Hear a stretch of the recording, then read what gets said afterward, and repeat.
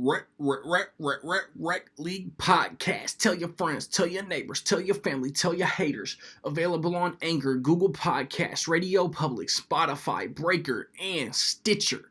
At Rec League Podcast on Facebook, YouTube, and Instagram. At Rec League Pod on Twitter.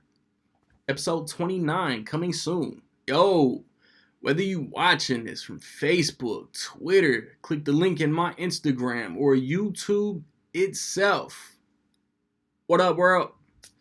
So, I just watched Terminator Dark Fate. It is overall the 6th movie in the Terminator franchise. If we're talking, I guess, canon timeline, if that's the proper terminology, it's 3rd now. It stars Linda Hamilton, Arnold Schwarzenegger, Mackenzie Davis, Natalia Reyes, Gabriel Luna, Diego Boneta, and it is directed by Tim Miller, who also directed the first Deadpool movie. If you want to get a shout out in my review of, I'm going to say Last Christmas, possibly midway, stay tuned to the end of the video to figure out how you can do that. You got Natalia Reyes.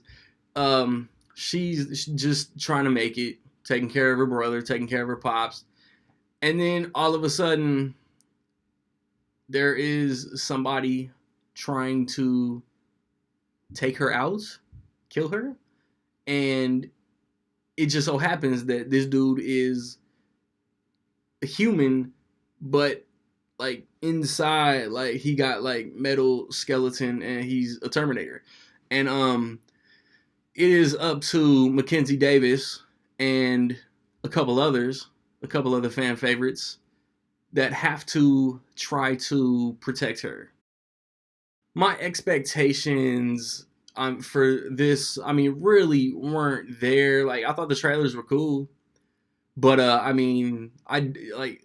of the Machines is such a massive drop off after Judgment Day. And then, like, Salvation isn't that much better. And then Genesis, like, tried to do something so way out of left field that it disregarded the best movies in the franchise. But I had a good time with this movie.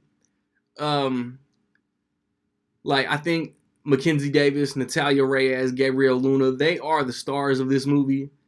Like, Mackenzie Davis is as badass as any other character in all 6 movies combined has ever been. Not more, but as badass. She's a beast. Like, every fight scene she's in is cool. The fights are cool. The effects are cool. There is some effects at the very beginning, maybe like scene 2 or 3, that's some of the best in its field, perhaps, that I think I've ever seen. I think Gabriel Luna as an antagonist, as a Terminator, is up there with Arnold in the original and Robert Patrick in Judgment Day as the best antagonist in the series. He's just that, like, I don't know, like, I loved this character.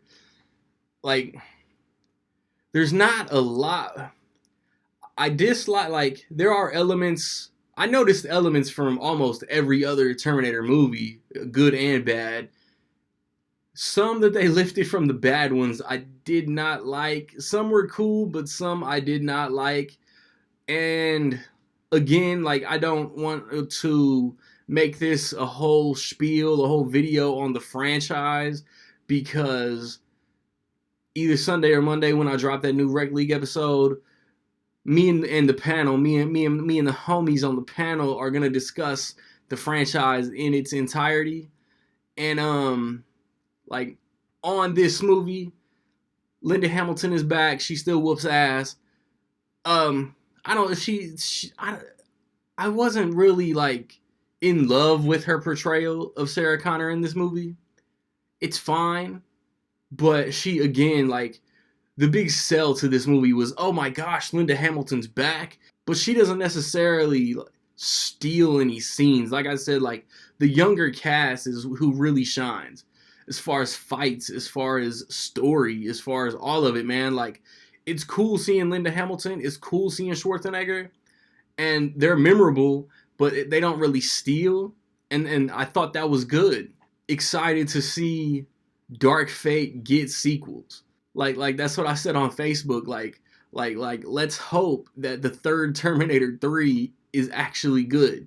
Because Rise of the Machines, like I said, is such a steep drop off from Judgment Day. And then be honest, like Salvation was part 4. Salvation is in the same timeline that they wanted to go after Judgment Day and Rise of the Machines. Salvation was like the next story. And for whatever reason, it just didn't work, man. Mick G's direction, Bale's outburst. I don't remember its box office. It's a 10-year-old movie. And then Genesis, Genesis tried to do too much. And then, for whatever reasons, ignored the best movies or kind of tried to erase or negate the best movies in the franchise. So, to Halloween, the Terminator series might have been the best thing for it. Because it explains the gap. It explains what happened. And it's all believable. Like, there's no reach. They make changes. Like I said, there are similarities in plot with other movies that were worse, but like it all works in this one, and it was dope. Like they try to hit you with some emotional stuff, and the action is dope. Like, and that's what I think. Again, Rise of the Machines, Salvation, Genesis, they lacked excitement. 1 and 2 are exciting as hell, and this one, especially within the first few action sequences, or within the first with the action that's within like the first like half hour, it's exciting. And I really liked it,